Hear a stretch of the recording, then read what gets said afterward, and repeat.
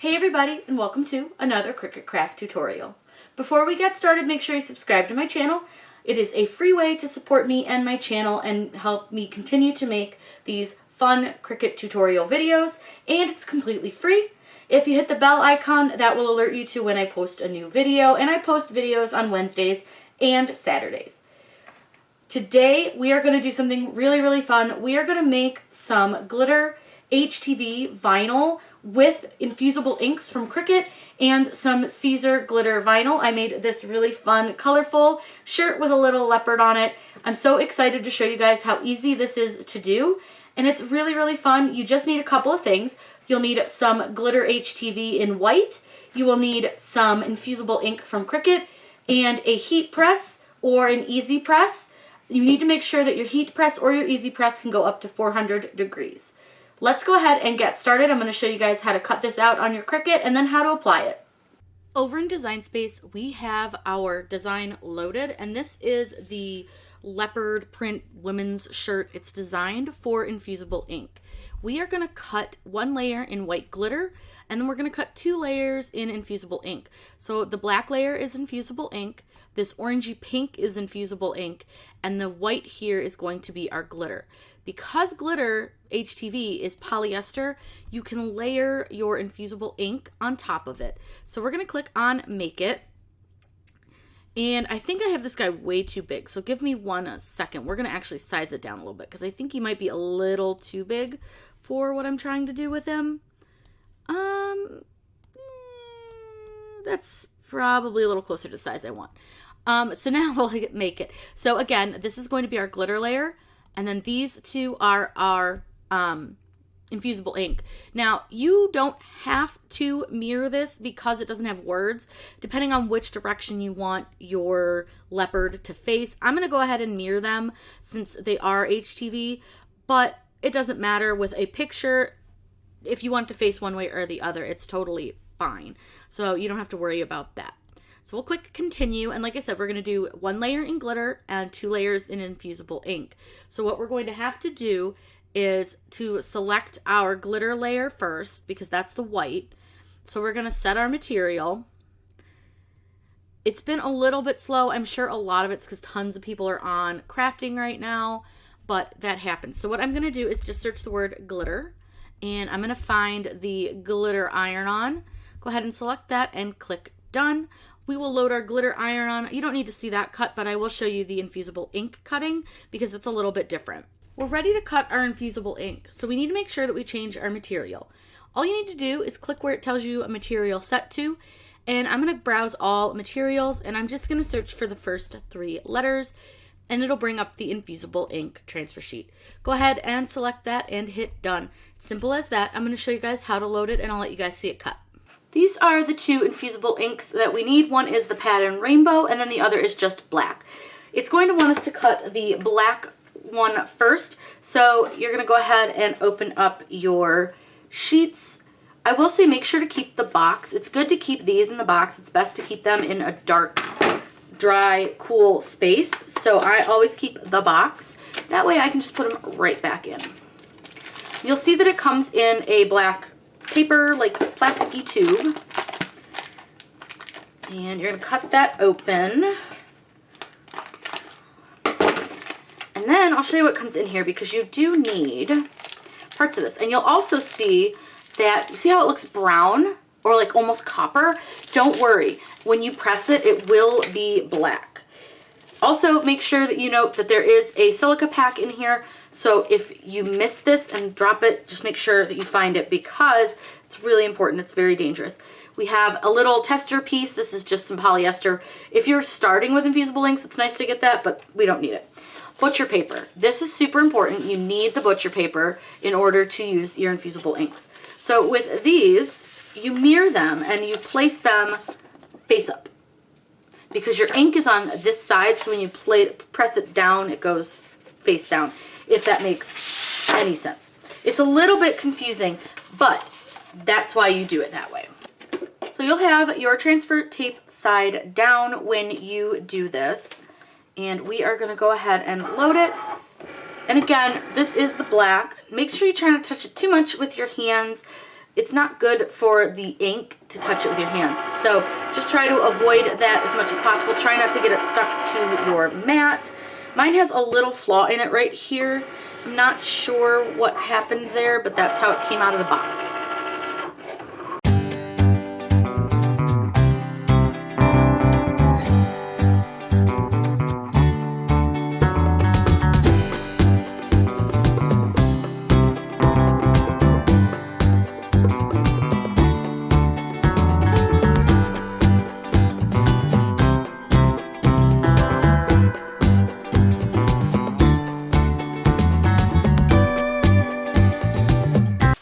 To lay down our rainbow, and most people would think that you want to lay it this way, but because of the rainbow pattern, and I want to get as much rainbow as I can on our leopard, we are going to lay it so that the rainbow goes up and down, or side to side if you will here, rather than the long way.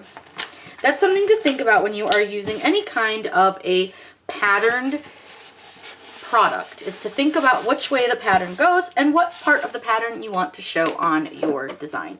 So we're going to go ahead and let this cut out the rest of our leopard.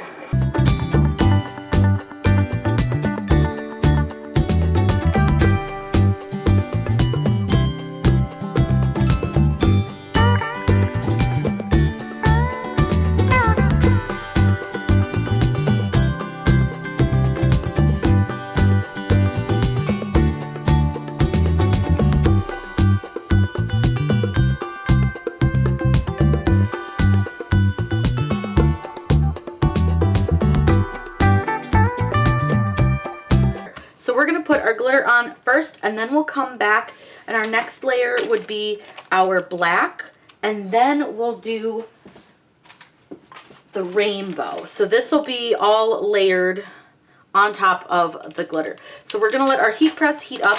To press the glitter, you need 305 for 10 to 15 seconds with a medium to firm pressure, and then we'll turn the heat press up to 400 degrees to do our infusible ink.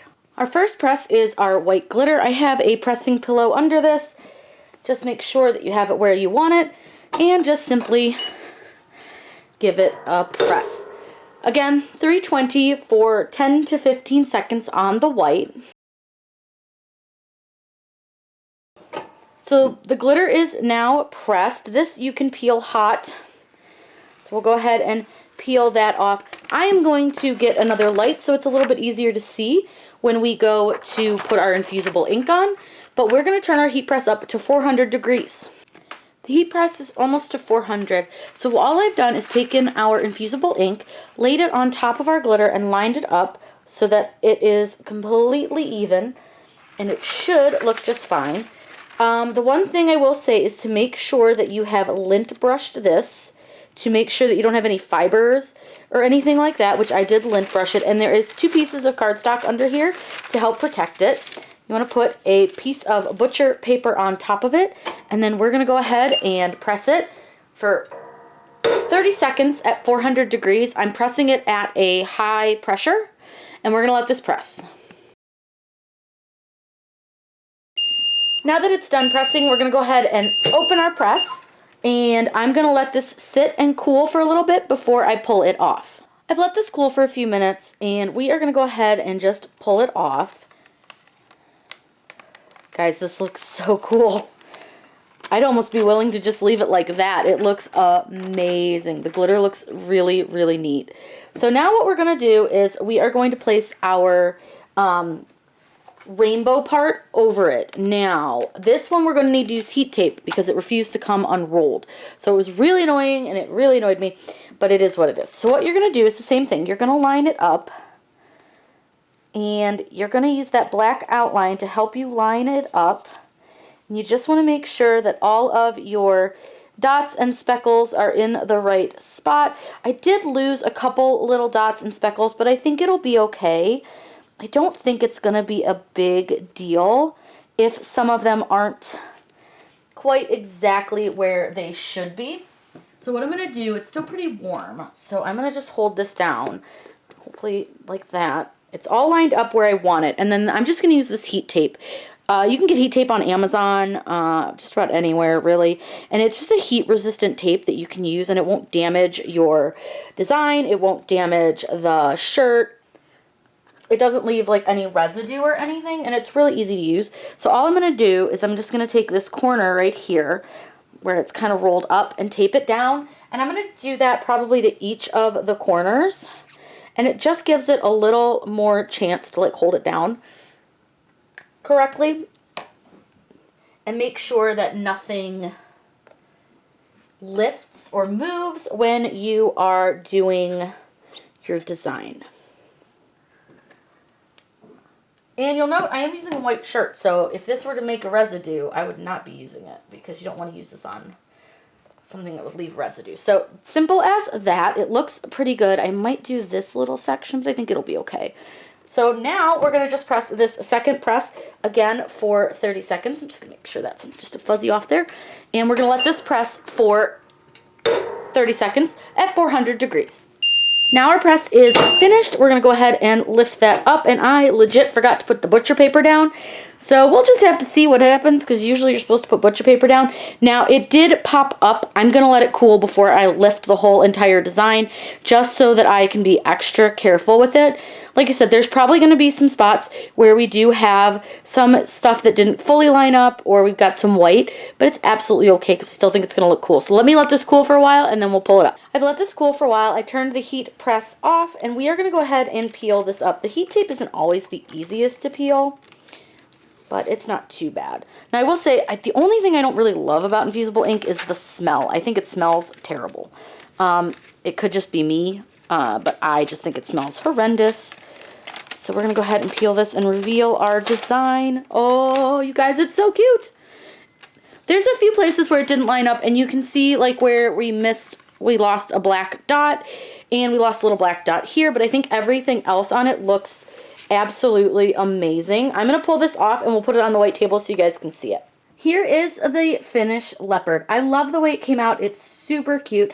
Like I said, we did lose a few little spots. We've got one here and one here that we lost, and then there's a little spot over here that's not quite lined up. I think this one had moved when I weeded it, but this is such a fun design. There's a little line here that's the edge of our tiger, and right here there's a little line too that was an edge of the tiger. But other than that, I think this came out almost perfect. Yeah, there were a few little spots that we didn't line up perfectly, but really, I think it adds to the look. I'll get you guys up nice and close to this so you can really see the glitter in that. Isn't that gorgeous? Guys, this is a super quick and easy way that you can do infusible ink on a cotton shirt. Now, this one is a 50-50 blend, and I could have done the infusible ink on it, but if you only have cotton, this is a really fun way to use that infusible ink and add some fun sparkle to it, and it's so easy because glitter HTV is polyester. If you guys have any questions, please let me know in the comments down below. I'm always happy to answer those for you. Make sure you subscribe to my channel. I put out new videos on Wednesdays and Saturdays with the occasional bonus live video. I hope you guys had an awesome time, and happy crafting.